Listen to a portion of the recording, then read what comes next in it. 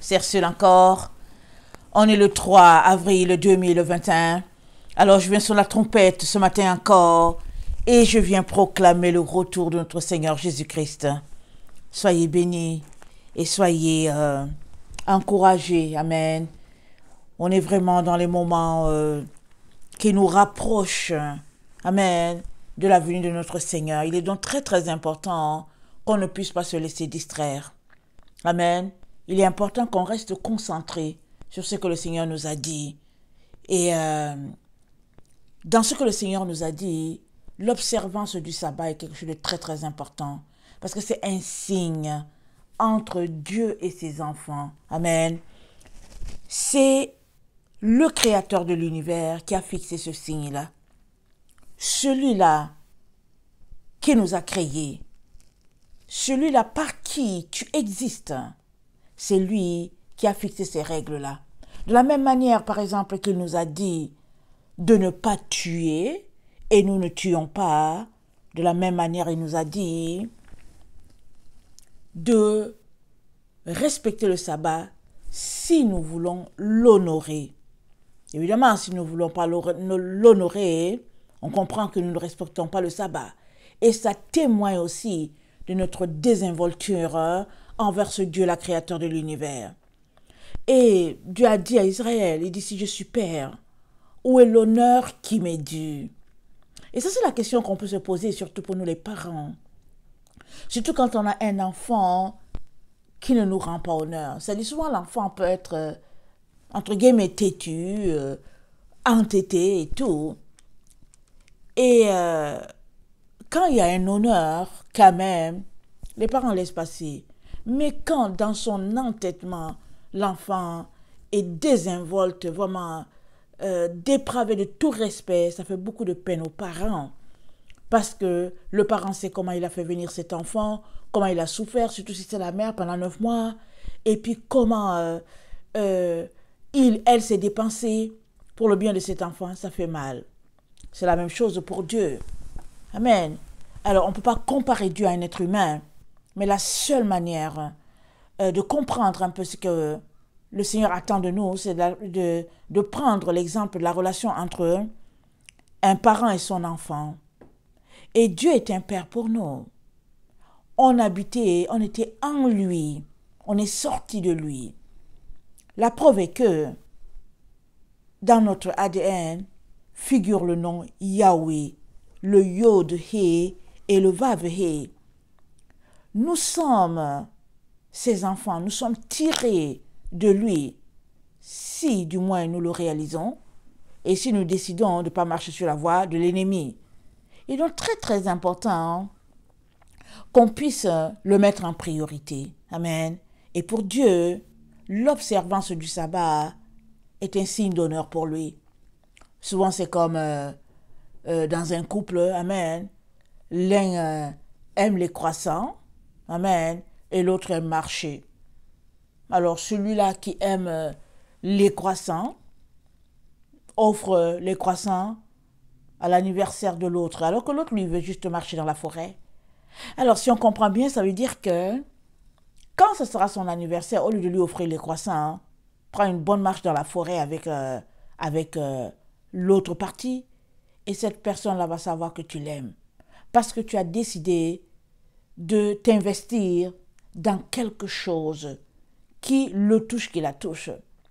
Par contre, si elle aime marcher dans la forêt, et que le jour de son anniversaire, tu lui donnes du croissant, il se pourrait qu'elle ne mange pas. Il se pourrait aussi que cette personne-là trouve que ton cadeau est une injure, au lieu que ce soit une bénédiction. C'est pareil avec d'autres dieux.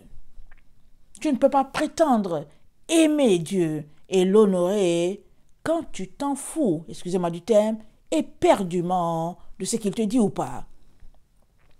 Il est donc très très important qu'on sache que Dieu est en train de rassembler ses enfants dans ce temps où nous nous trouvons.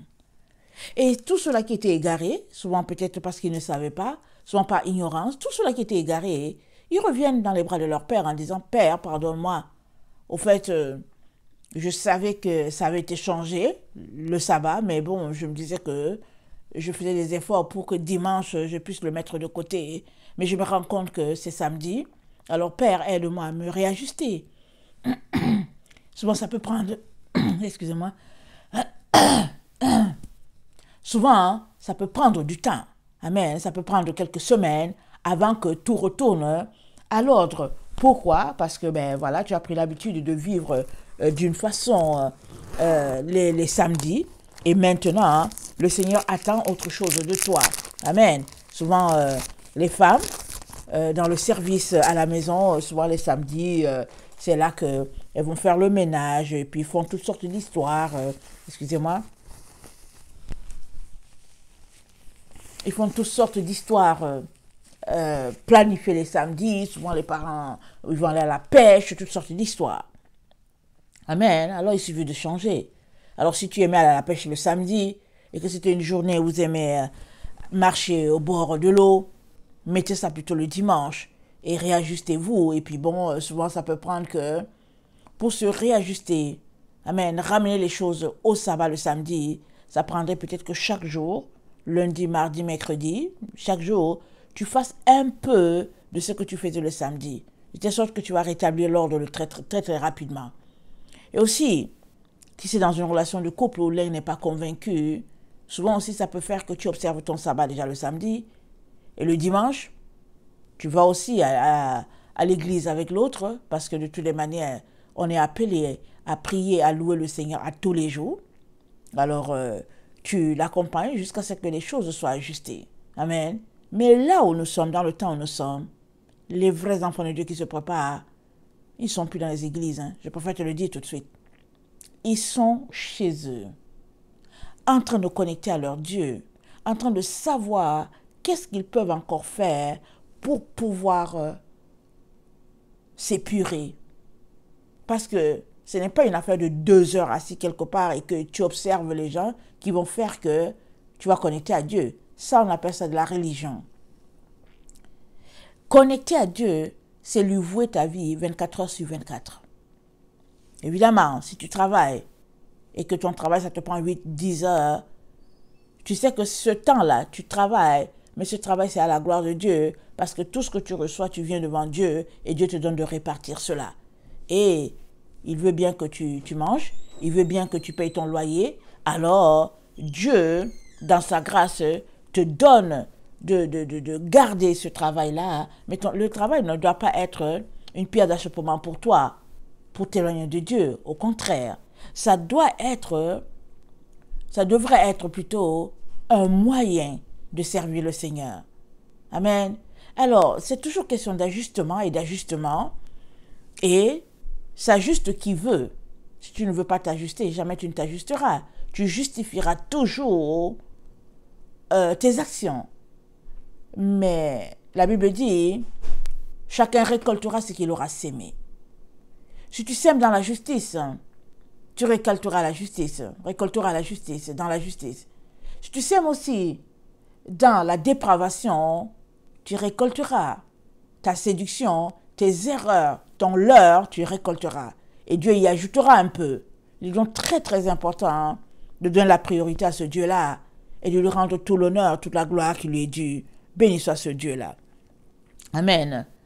Alors ce matin, alors que je me suis levée et que j'étais en train de lire ma Bible tranquille, amen, je suis tombée sur le désert et la montagne de Sinaï, Exode 19.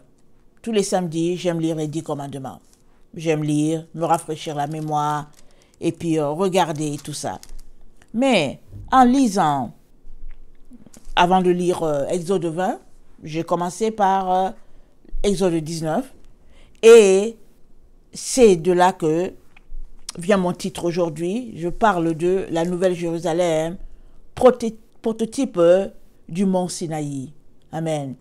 La montagne de Jérusalem, ou bien la Nouvelle Jérusalem, nous savons que c'est la montagne finale de notre Dieu.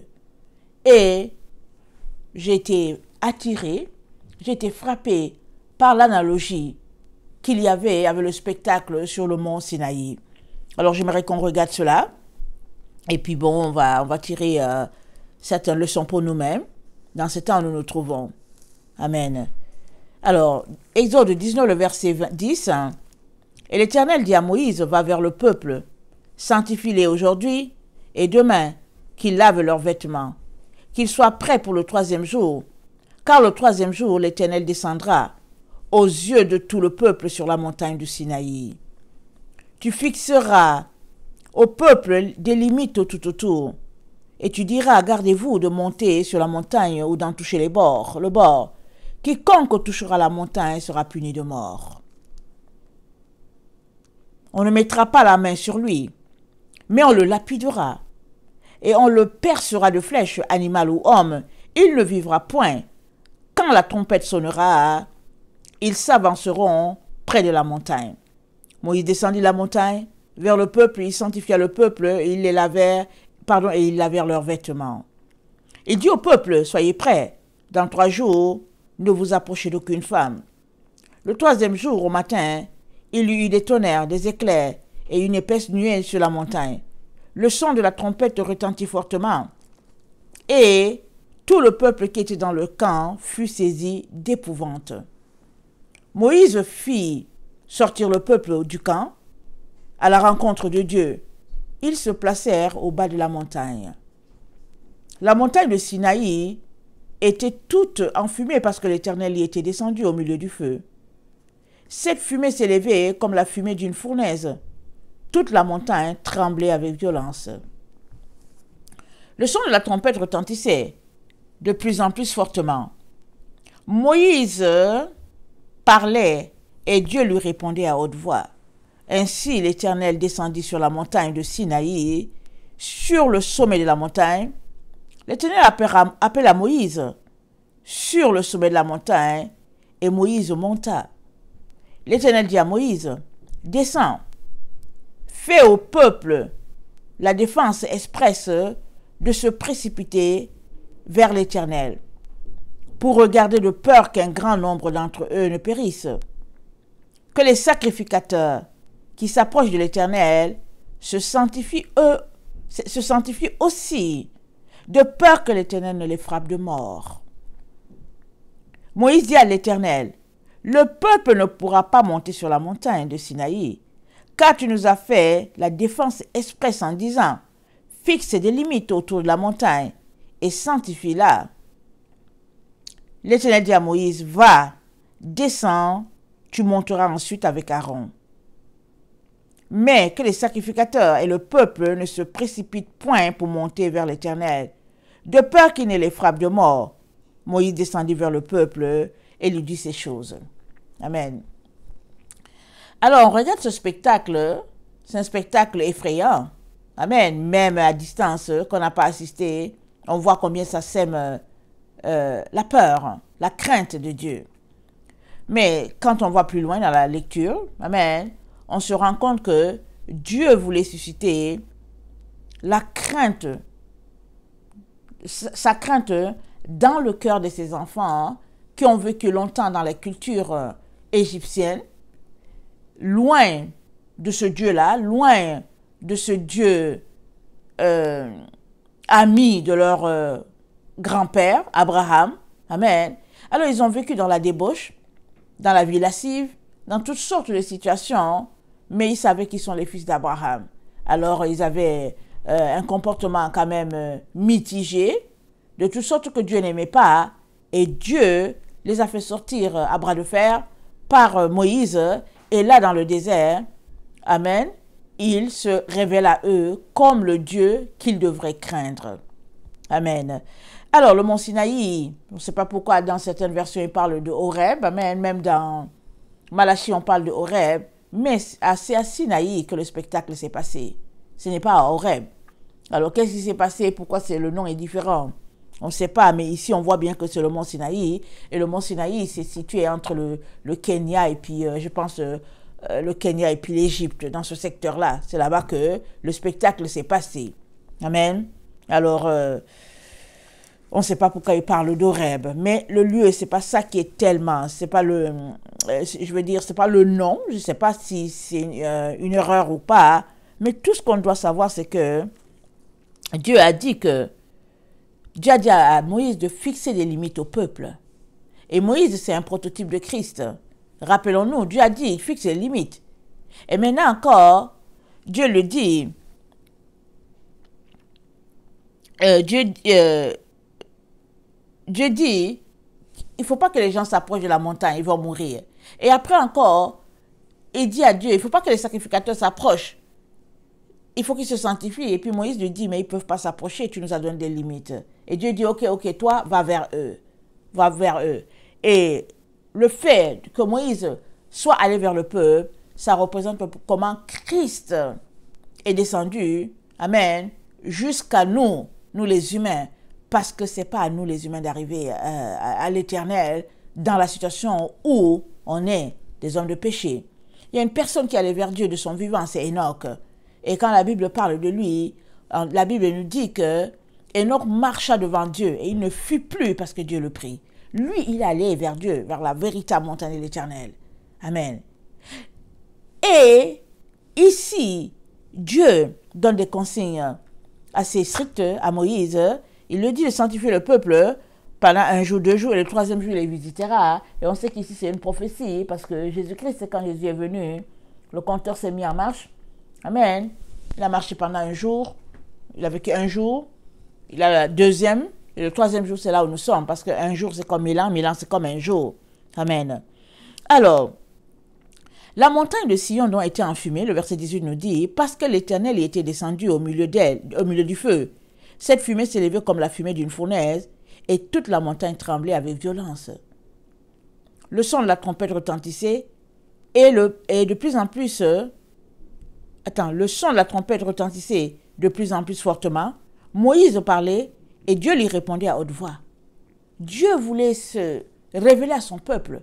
Il voulait que le peuple réalise quel grand Dieu il est. Il est plus grand que Pharaon, n'oublions pas. Parce qu'on peut s'arrêter pour se dire, mais pourquoi est-ce que c'était comme ça que Dieu s'est révélé à eux? Mais le peuple, il craignait Pharaon. Il craignait Pharaon. De telle sorte qu'ils ne pouvaient rien faire sans Pharaon. Et puis on sait combien ils étaient bastonnés. Et on sait combien, quand Moïse est venu voir Pharaon pour dire, Dieu dit de laisser aller son peuple, en tout cas leur condition a triplé de souffrance. C'était grave. Avant, on leur donnait les herbes là pour faire le travail, pour faire les briques. Là, on ne leur donnait plus. Ils devaient partir arracher dans les marécages la quantité de paille nécessaire et ils devaient revenir faire les briques. Alors le peuple était terrorisé par Pharaon, qui n'était autre que la représentation de Satan. Il avait terrorisé le peuple de Dieu. Tout le monde le traitait. Pourquoi il est appelé Pharaon? Pharaon, c'est roi. Mais selon Pharaon, ça va plus loin. C'est-à-dire c'était comme à titre de Dieu. Parce que dans ce temps, il ne connaissait pas le Dieu d'Israël. Il se considérait comme un Dieu pour le peuple, etc., etc. Alors Dieu se manifeste à ses enfants en leur montrant que lui, il est le Dieu suprême, parce que la montagne tremble. Depuis quand a-t-on vu une montagne trembler? As-tu vu déjà une montagne trembler? Non. Mais là, le peuple est là, au pied de la montagne, et ils sont saisis de terreur par le spectacle qui se passe, mais une terreur pour créer en eux la crainte de Dieu. Et toi et moi sommes appelés à craindre ce Dieu-là et à le placer au-dessus de tous les dieux. Si Dieu n'est pas placé au-dessus de tous les dieux, tu ne peux pas l'honorer, tu ne peux pas le respecter en tant que Dieu et tu périras. Parce que les gens ne pouvaient pas s'approcher de cette montagne de Sinaï là, parce qu'ils étaient dans le péché. Et Dieu leur a dit, non, sanctifiez-vous. Et puis voilà, n'allez même pas, écoutez, intimité, tout ça, laissez tout ça tomber. Sanctifiez-vous, purifiez-vous. Et même les sacrificateurs, parce que le sacrificateur peut dire, je suis sacrificateur. Alors, je suis déjà saint. Je suis déjà appelé par Dieu sacrificateur. Alors, ça veut dire qu'il prend plaisir à me voir. Mais voilà ce que Dieu dit. Il dit, l'Éternel dit, attendez, le verset 22, que les sacrificateurs qui s'approchent de l'Éternel se sanctifient aussi, de peur que l'Éternel ne les frappe de mort. Pour le moment, là on est, on ne vit plus sous la loi de œil pour œil, dent pour dent. Si bien qu'on a l'impression que la mort est effacée. Mais la mort n'est pas effacée. Si tu as péché, tu mourras. C'est ça qui est dit dans la Bible. Mais Dieu use de bonté et de compassion envers nous et de patience parce qu'il espère qu'on va se repentir. Sinon, la mort sera notre partage, notre lot. Comme Adam et Ève, ils ont mangé le fruit défendu, l'arbre de la connaissance du bien et du mal. Ils sont morts ce jour-là, même si ça a duré 900 ans et quelques avant que leur corps mortel, c'est-à-dire leur corps corruptible, se désintègre complètement et qu'ils ne soient plus capables de supporter leur poids et qu'ils meurent, ils étaient morts. Parce que, au début, en partant, ils étaient des êtres incorruptibles. C'est comme ça que Dieu les a créés. Jusqu'à ce que la souillure a été trouvée en eux et la mort les a atteints. Alors, qu'est-ce que nous pouvons tirer de ce spectacle, de cette situation-là de crainte de Dieu? La crainte de Dieu, la Bible nous dit, c'est le commencement de la sagesse. Dès que tu crains Dieu là, tu regardes dans ton programme, dans ton quotidien, et tu décides d'ajuster les choses. Et ceux qui craignent Dieu, ils vont se retrouver à la montagne, à la nouvelle montagne de l'Éternel, la Jérusalem, la nouvelle Jérusalem, la montagne finale de l'Éternel.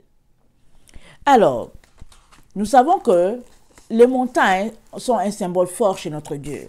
Par exemple, Abraham, il a offert Isaac sur la montagne. Amen.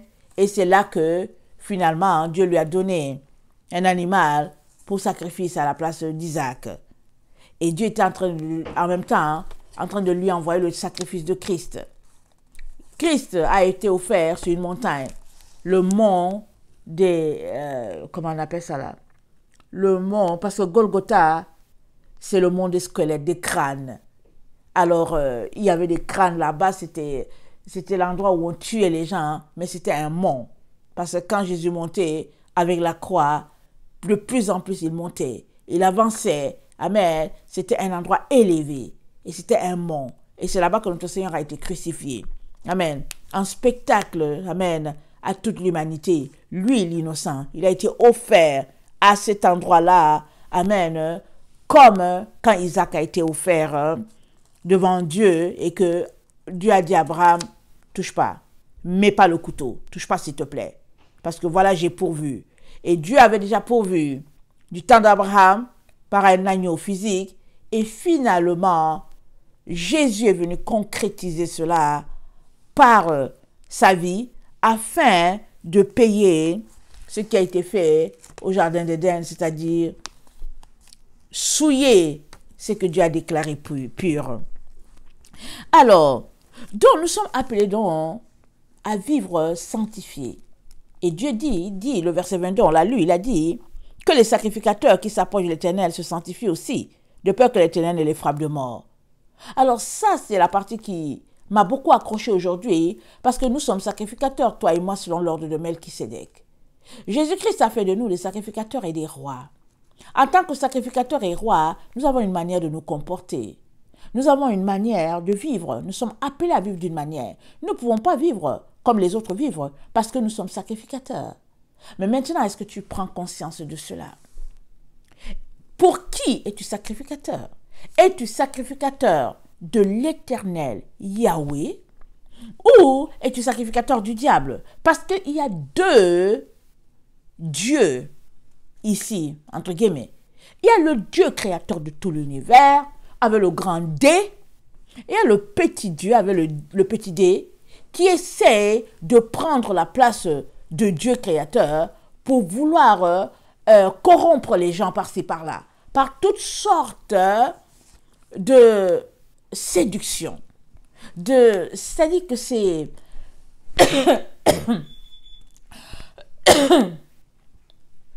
c'est souvent léger. Souvent, parce que là où il y a la séduction, on ne voit pas. On ne voit pas forcément. Et on ne sait pas très bien où est la vérité. Et puis, voilà, c'est ça la séduction. Tu es perdu, tu ne sais pas très bien, tu n'arrives pas à distinguer entre le vrai et le faux. Mais Dieu, c'est le créateur de tout l'univers, c'est D avec grand D. Il a fait de toi un roi, une reine. Il a fait de toi un sacrificateur, une sacrificatrice. Alors, tu as une manière de vivre sur cette terre, révélant le Père. Alors que tu révèles le Père, tu montres que tu es son enfant. Et les gens sont attirés vers ce Dieu-là à cause de toi. Parce que tu es le sel de la terre. Parce que tu es la lumière du monde. C'est toi qui donnes le goût à cette terre dans laquelle nous sommes. C'est toi. Maintenant, c'est toi qui donnes le goût sur cette terre où nous sommes. Tu décides aussi de vivre à la manière dépravée, alors il y a un problème. Ça veut dire que tu ne connais pas qui tu es. Il y a un problème. C'est pourquoi il est très très important que chacun puisse s'arrêter. Les enfants de Dieu, nés de Dieu, ayant été baptisés dans l'eau et tout ça, ou bien ceux-là qui confessent Jésus, c'est important de s'arrêter et se demander, est-ce que je reflète mon Père ou pas? Parce que tu ne peux pas servir l'autre Dieu. Tu ne peux suivre, tu peux servir deux maîtres. Soit tu sers Dieu avec le grand D, le créateur de tout l'univers, soit tu sers l'autre qui avait le petit D, que tu sembles ne pas voir, mais qui est en train de corrompre ta vie petit à petit. Et nous sommes dans le temps de la manifestation de toutes choses où tout ce qui est caché sera manifesté. Tout ce qui est caché sera manifesté. Et la manifestation totale dans le temps dans lequel nous sommes, c'est que Christ, amen, sera révélé dans ses enfants et l'antichrist aussi. Et l'antichrist, c'est autre que le diable. On l'appelle l'anti parce qu'il est contre Christ. Il est à l'opposé de Christ. Il fait les choses que le Seigneur, que Dieu n'aime pas. Il s'oppose. Si on regarde bien la Bible, le diable s'est toujours opposé à ce que Dieu dit. Par exemple, quand il a parlé à Adam et Ève, la Bible nous dit, Dieu a créé toutes choses, voilà ce qu'il a dit, voilà, voilà, voilà. Et il leur a dit, ne touchez pas cet arbre-là. Mais ça a donné tout simplement que le diable est venu par derrière leur dire que non, au fait, si vous touchez, vous serez comme des dieux. Il dit, vous serez comme Dieu, connaissant le bien et le mal. Et finalement, il a séduit Ève parce que, bon, voilà. Mais, regardons un peu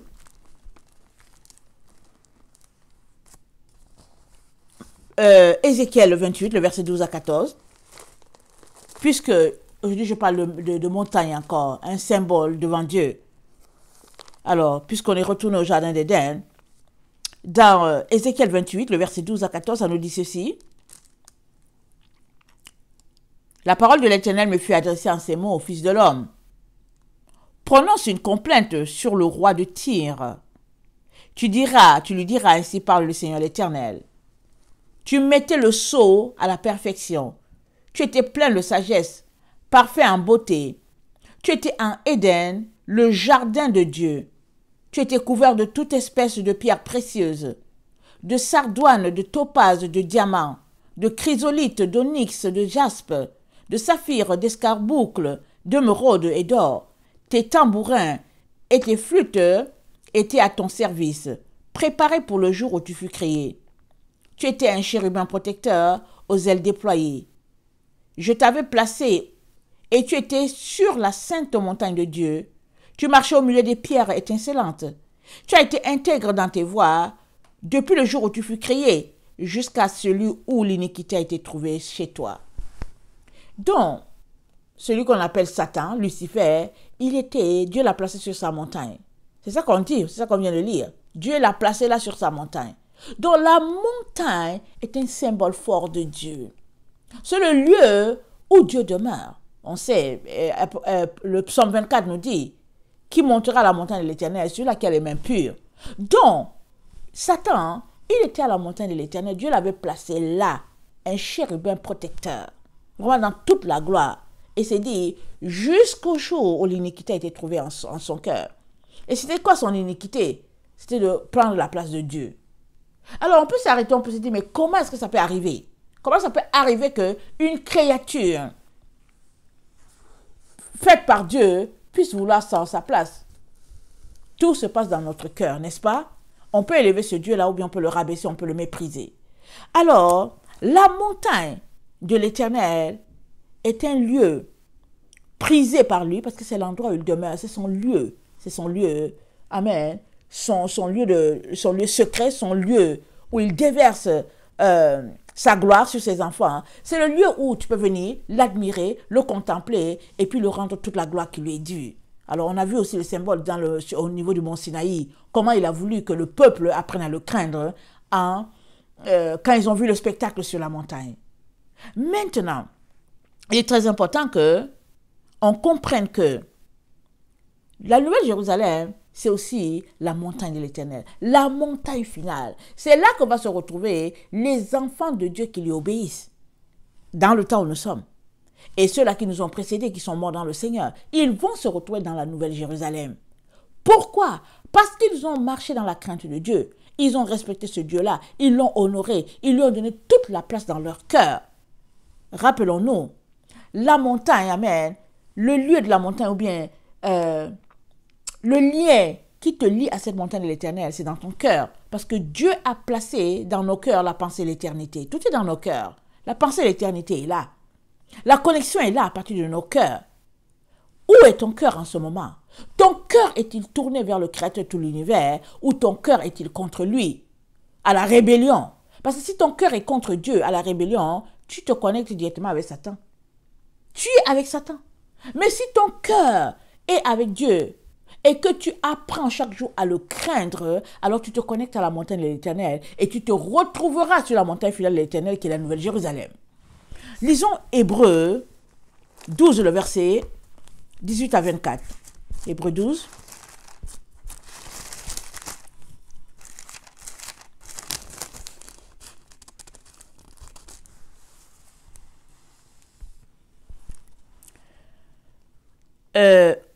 Hébreux 12, le verset 12.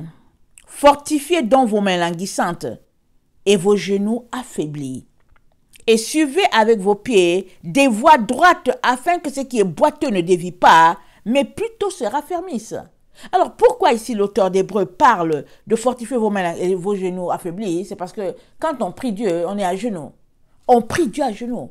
Symbole de respect, symbole de crainte de Dieu. Nous, les chrétiens, on n'aime pas beaucoup prier Dieu à genoux parce qu'on se dit, bon, je sais pas, on a les chaises, on a les fauteuils et tout ça. Mais tous les autres religions, les gens prient Dieu à genoux. Ils le prient à terre. Parce qu'ils sont à la recherche de ce Dieu-là. Mais toi, tu as trouvé Dieu, mais tu es là assis sur je sais pas quoi, sur ton siège, de ton poste de roi. Mais, dans la présence de Dieu, dans la gloire de Dieu, quand on va se retrouver tous les enfants de Dieu, on sera dans une présence, les genoux au sol. Tout le monde. Alors, c'est bien d'apprendre déjà, de commencer déjà à le faire maintenant. Suivez avec vos pieds des voies droites afin que ce qui est boiteux ne dévie pas, mais plutôt se raffermisse. Recherchez la paix avec tous et la sanctification sans laquelle personne ne verra Dieu. Veillez à ce que nul ne se prive de la grâce de Dieu. Tu es appelé à veiller, afin de ne pas te priver de la grâce de Dieu. Veillez à ce que nul ne se prive de la grâce de Dieu, à ce qu'aucune racine d'amertume, poussant des rejetons, ne produise du trouble et que plusieurs n'en soient infectés. C'est à toi de veiller pour que ton cœur soit pur, qu'il n'y ait pas de rancune, d'amertume, de péché là à l'intérieur.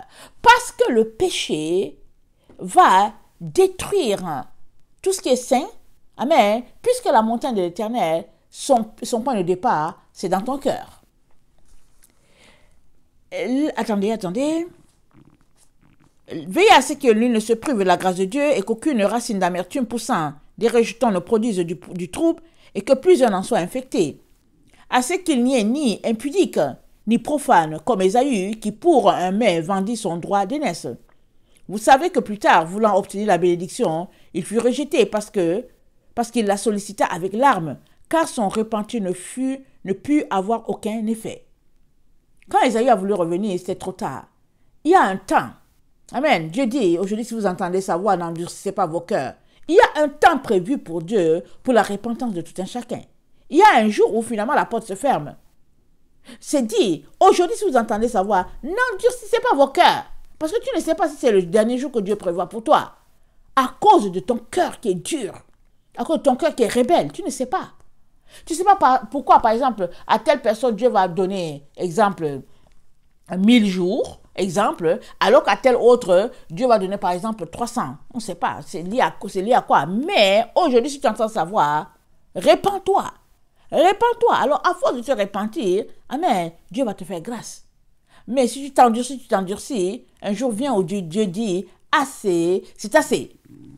Alors, le verset 18, vous ne vous êtes pas approchés d'une montagne qu'on pouvait toucher et qui était embrasée par le feu, ni de la fumée, ni des ténèbres, ni de la tempête, ni du retentissement de la trompette, ni du bruit des paroles, tels que ceux qui l'entendirent demandaient qu'il ne leur fût adressé aucune de plus.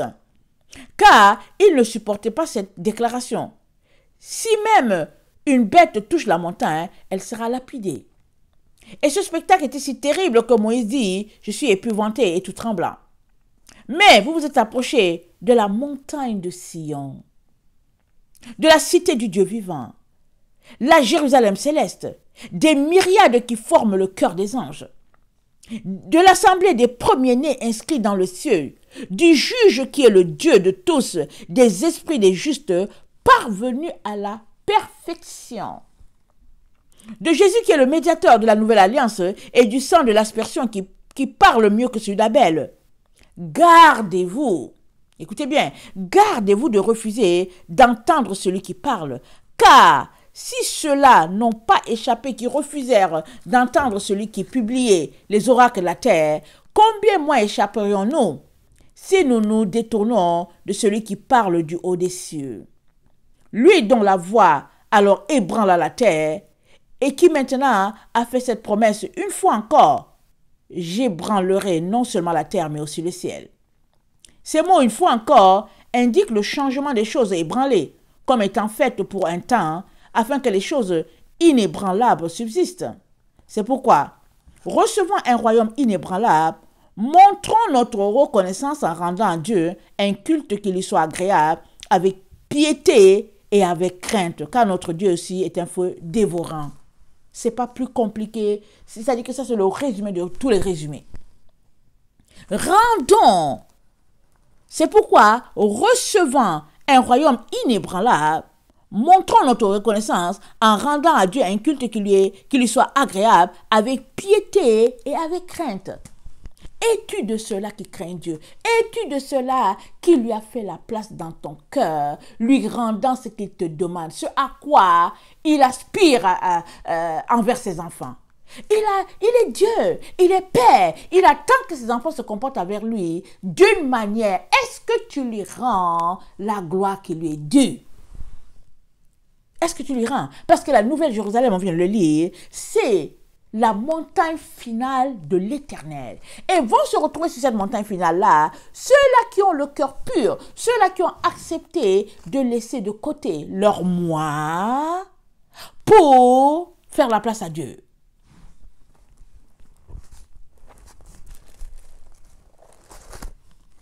Exode 20.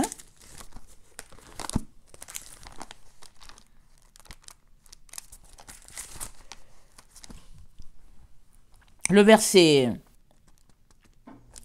8. Souviens-toi du jour du repos pour le sanctifier. Tu travailleras 6 jours et tu feras ton ouvrage. Mais le 7e jour est le jour du repos de l'Éternel ton Dieu. Tu ne feras aucun ouvrage, ni toi, ni ton fils, ni ta fille, ni ton serviteur, ni ta servante, ni ton bétail, ni l'étranger qui est dans tes portes. Car en 6 jours l'Éternel a fait les cieux, la terre et la mer, et tout ce qui y est contenu. Il s'est reposé le 7e jour. C'est pourquoi l'Éternel a béni le jour du repos et l'a sanctifié. L'Éternel a béni le samedi et l'a sanctifié. C'est-à-dire, il a mis le samedi à part. Il est différent des autres jours. Comprends-le, c'est l'Éternel qui l'a mis comme ça, le créateur de tout l'univers, celui-là que tu appelles Père. Alors, s'il est ton Père, où est l'honneur qui lui est dû si tu n'es pas prêt à lui rendre l'honneur de la manière qu'il lui demande? Il te dit, tu veux m'honorer, voilà l'honneur que moi j'attends de toi. Alors que fais-tu? Ézéchiel 20.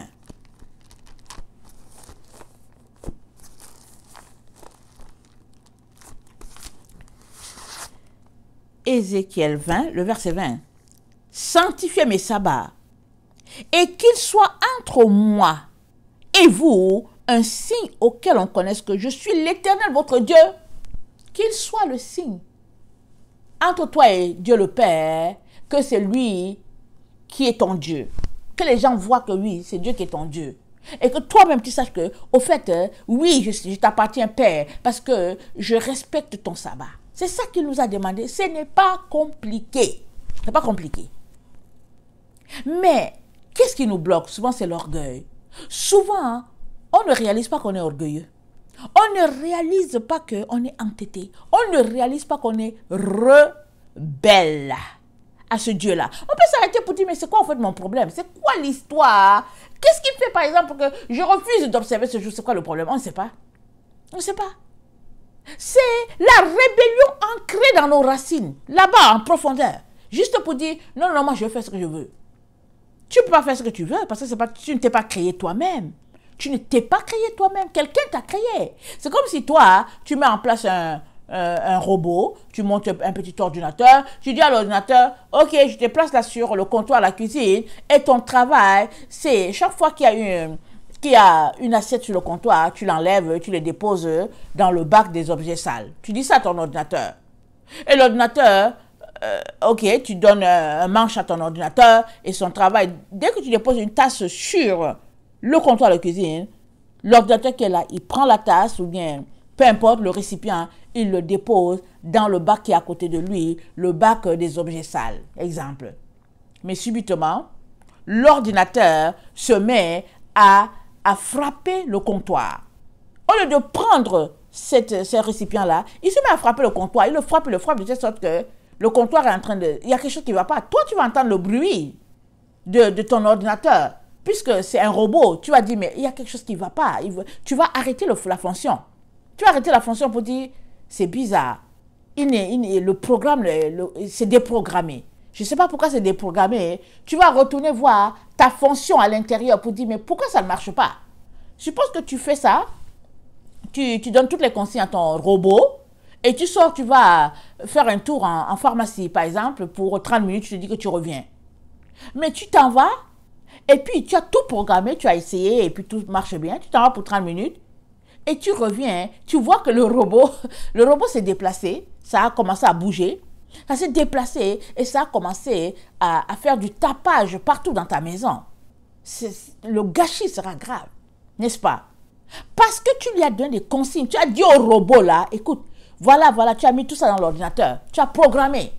Mais le robot s'est décidé, il s'est déchaîné, il s'est affolé, si on peut le dire, si on peut le comparer à une personne, il s'est affolé, il a commencé à faire autre chose. Tu vas détruire ce robot-là, tu vas essayer de l'arranger, si ça ne s'arrange pas, tu vas dire, ça ne marche pas. Je vais refaire le programme, je ne sais pas qu'est-ce qui se passe, mais mon robot, ça ne marche pas. Tu vas détruire cela. Parce que tu te rends compte. Et puis, suppose même que tu reviens et que tu trouves que le robot a commencé à faire de la fumée. Ton ordi, là, que tu as tout programmé, ça a commencé à produire de la fumée. Qu'est-ce que tu vas faire? C'est-à-dire, il a détruit la mémoire qui est à l'intérieur. Et finalement, ce n'est que du gâchis. Et puis, chance, peut-être que ça n'a pas enflammé toute ta maison. Mais tu ne gardes pas, tu ne vas pas garder ce robot-là parce que ça ne va pas. C'est pareil dans notre relation avec notre Dieu. Dieu nous a créés, nous sommes l'ouvrage de ses mains. Il a pris ses mains, il nous a créés, il nous a façonnés. Maintenant, imagine alors que ton robot-là se met à te parler et te dit que, hey, tu sais quoi, tu n'as pas fait ceci, tu n'as pas fait cela, et puis bon, je fais ce que je veux. Ça ne va pas. Tu seras triste. Tu vas te dire, tu vas dire au robot, tu vas dire, c'est moi qui t'ai créé, attends, je vais te démonter complètement, hein, et on va voir comment tu vas encore me parler. Et regardez un peu, c'est à ça qu'on est rendu. Parce qu'on doit donner toute la place à Dieu. Et ceux-là qui lui donnent la place, ceux-là qui lui obéissent, ceux-là qui ont choisi que le sabbat, ça sera, oui Seigneur, un jour en ton honneur, ils se retrouveront dans le sabbat millénaire. Le sabbat de 1000 ans, c'est ça le millénium. Un sabbat de 1000 ans. 1000 ans de sabbat. Ça dit 365 jours fois 1000. C'est ça que ça veut dire. Alors, il y a 52 sabbats certainement, parce qu'il y a 52 semaines. En tout cas, au moins, parce que ça c'est un calendrier solaire. Dans le calendrier lunaire, je ne sais pas, est-ce que c'est 50 semaines ou bien est-ce que c'est 53, je ne sais pas, je n'ai pas étudié cela. Mais c'est une bénédiction extraordinaire. Parce que ce n'est pas tous les enfants de Dieu qui vont se retrouver là-bas. qui vont bénéficier de ce sabbat millénaire, ce n'est pas tous les enfants de Dieu. Et Dieu nous donne l'exemple d'Israël. Ils ont été déportés parce qu'ils ont refusé de respecter le sabbat de 70 ans. Ils ont refusé. Ils ont été déportés. Et après, Dieu a fait boire la coupe à toutes les nations. Question de dire que Israël a été choisi par Dieu comme le phare des nations, parce qu'il a dit toutes les familles de la terre seront bénies à travers Abraham. Alors, Israël, c'était à Israël de montrer le chemin aux nations. Israël a failli. Les nations l'ont dominé, les nations l'ont écrasé. Dieu a dit, tu ne feras pas ceci, tu ne feras pas cela. Les nations ont commencé à venir vendre sur le sol d'Israël de la nourriture le jour du sabbat. Et puis finalement, Israël a continué là-dedans, surtout que ça rapporte de l'argent, et puis etc., etc. Et Dieu a fait boire la coupe à toutes les nations. De telle sorte que il a dit par la révélation à Daniel que quand les 70 ans seront arrivés, amen, alors viendra la fin. On est là. C'est pas parce que tu ne le sais pas, c'est pas parce que tu le refuses, c'est pas parce que tu le contestes que ça ne va pas arriver. Parce qu'il y a quelqu'un qui a créé l'univers et c'est pas toi, c'est Dieu. Il est donc très important qu'on s'arrête et qu'on fasse la place à ce Dieu-là. Il dit, sanctifiez mes sabbats, qu'ils soient entre moi et vous un signe auquel on connaisse que je suis l'Éternel, votre Dieu. Et Ézéchiel 14, le verset 1 à 8. Très souvent, si on manque de sanctifier les sabbats, c'est parce qu'on a des idoles dans nos cœurs. Ézéchiel. Je vous encourage à lire Ézéchiel. C'est vraiment un livre de notre temps. Amen. C'est un prophète de l'ancien temps, mais il parle de notre temps. Amen. Il prophétise les choses de notre temps. Notre génération, la génération finale. Alors, Ézéchiel 14, le verset 1 à 8. Quelques-uns des anciens d'Israël vinrent auprès de moi et s'assirent devant moi. C'est Ézéchiel qui parle. Et la parole de l'Éternel me fut adressée en ces mots. Fils de l'homme, ces gens-là portent leurs idoles dans leur cœur et ils attachent les regards sur ce qui les a fait tomber dans l'iniquité. Me laisserai-je consulter par eux? Écoutez, c'est ça que Dieu dit à Israël. Ils portent leurs idoles dans leur cœur. Nos idoles sont dans nos cœurs. Je ne sais pas quelles sont tes idoles à toi. Et toi, tu ne sais pas quelles sont les miennes. Et je ne sais pas quelles sont celles des autres. Mais Dieu nous appelle à nous dépouiller de nos idoles. Chacun a des idoles. Alors, l'humilité, c'est de se dépouiller de ses idoles. Ainsi, on sera conforme à ce que Dieu attend de nous. On sera propice à présenter les offrandes à notre Dieu. C'est pourquoi parle-leur, dis-leur. Ainsi parle le Seigneur l'Éternel. Tout homme de la maison d'Israël qui porte ses idoles dans son cœur et qui attache les regards sur ce qu'il a fait tomber dans son iniquité, s'il vient s'adresser au prophète, moi l'Éternel, je lui répondrai malgré la multitude de ses idoles. Hein? Dieu dit qu'il va répondre. Et qu'est-ce qu'il va dire? Afin de saisir dans leur propre cœur ceux de la maison d'Israël qui se sont éloignés de moi avec toutes leurs idoles. C'est pourquoi dit à la maison d'Israël, ainsi parle le Seigneur l'Éternel, revenez et détournez-vous de vos idoles, détournez le regard de toutes vos abominations. Dieu dit qu'il va parler, voilà ce qu'il dit. Il dit, revenez, détournez-vous de vos idoles, détournez-vous des regards de vos abominations. On est appelé à sortir de là. On est appelé à laisser tout ce que notre cœur chérit et que Dieu n'aime pas. Parce que c'est question de respect, c'est question d'honneur envers ce Dieu-là, envers ce Père-là.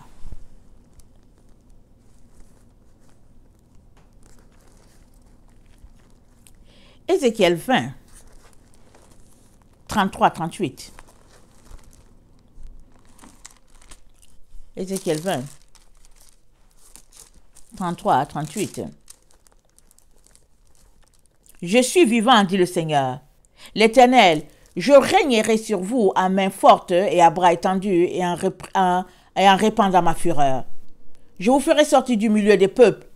Je vous rassemblerai des pays où vous êtes dispersés, à main forte et à bras étendus, et en répandant ma fureur. Je vous amènerai dans le désert des peuples, et là je vous jugerai face à face. Comme je suis entré en jugement avec vos pères dans le désert du pays d'Égypte, ainsi j'entrerai en jugement avec vous, dit le Seigneur l'Éternel. Je vous ferai passer sous la verge, et je vous mettrai dans les liens de l'alliance. Je séparerai de vous les rebelles et ceux qui me sont infidèles. Je les tirerai du pays où ils sont étrangers, mais ils n'iront pas au pays d'Israël, et vous saurez que je suis l'Éternel.